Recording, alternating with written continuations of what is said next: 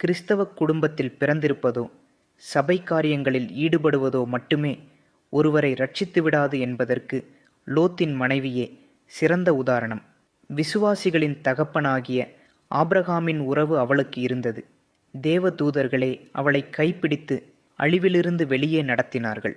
இவ்வளவு ஆவிக்குரிய நன்மைகள் இருந்தும் அவள் காப்பாற்றப்படவில்லை. அவள் திரும்பி பார்த்தாள். அந்தச் சிறிய கீழ்ப்படியாமை அவளது இருதயம் தேவனை விட அழிந்து போகும் உலகத்தின் மீதே அதிக அன்பு வைத்திருந்ததை காட்டியது.